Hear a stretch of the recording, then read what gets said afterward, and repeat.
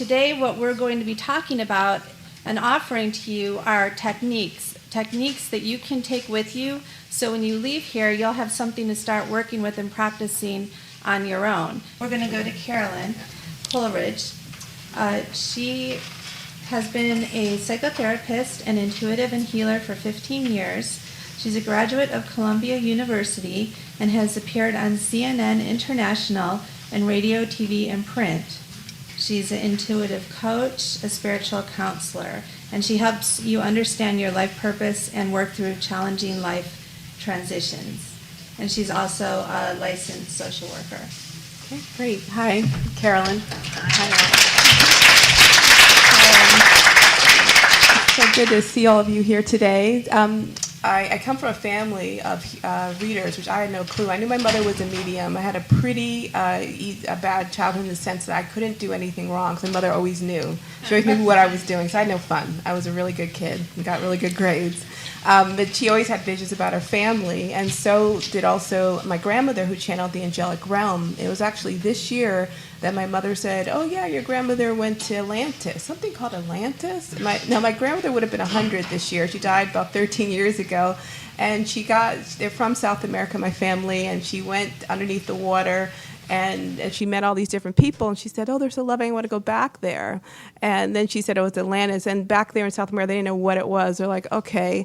So now I know. And she said, before she died, she told me, "Carolyn, I'm in the fifth dimension. I'll always be with you."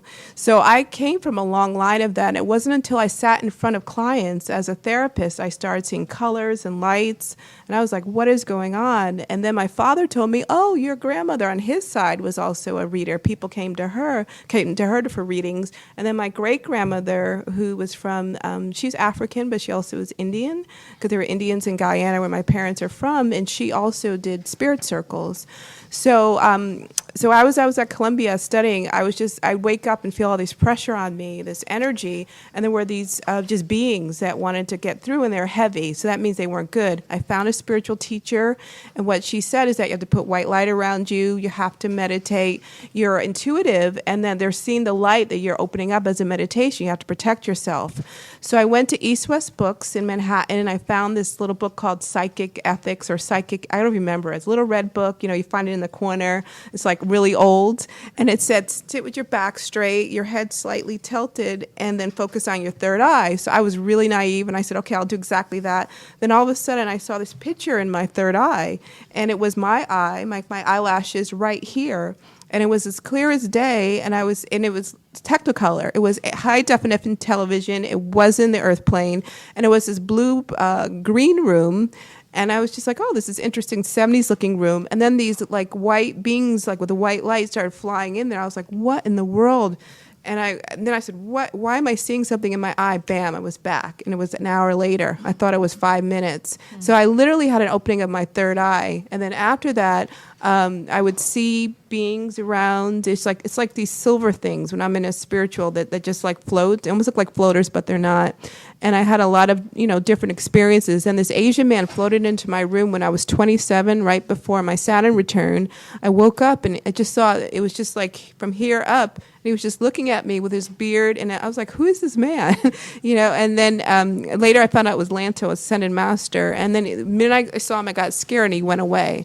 But I knew my third eye was opening. So the most important thing to opening your third eye is meditation, meditation, meditation. I also come from a religious background. My father was an Episcopal bishop of Connecticut, and he was very traditional. I brought him to Agape. He loved it, though. He's very spiritual because his mother was a psychic, but he studied the traditional.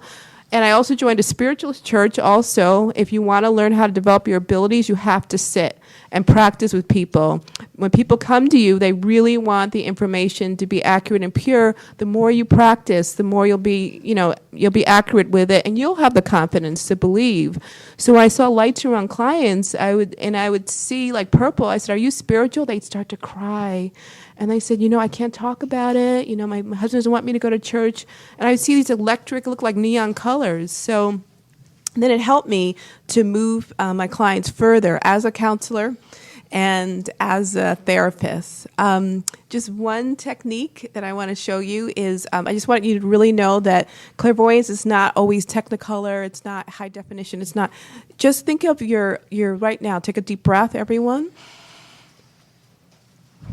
Focus on your third eye and think of your front door. What it looks like, what it feels like, what you see, what you may hear, how you can open it, and put your hand on your doorknob and open the door.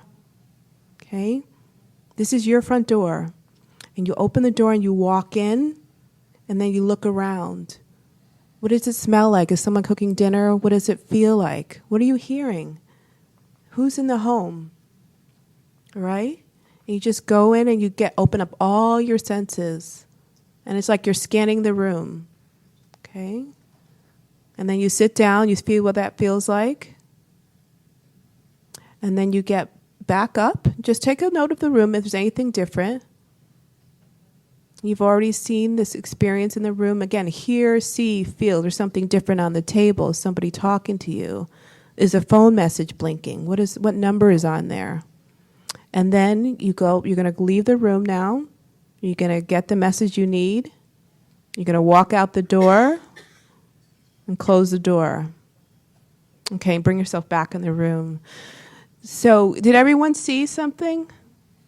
Did everyone see their front door? Okay, sometimes that's how visions are. They're just, and a lot of times when I do this in my classes, they're very different from, people are like, oh, my door was golden, because they want to make money. It'll be different than what they think, or it's green or it's dirty. So I just wanted to let you know that everyone is clairvoyant. Imagination, daydreaming are the way to develop your clairvoyance. It's a gift from the universe, okay? Thank you. Sure. Well, what I was doing also is just helping you develop your third eye. The more you start, working with that energy and realizing that sometimes you have impressions of people and this and that those might be visions. And then it's like strengthening a muscle. That's what it was about. And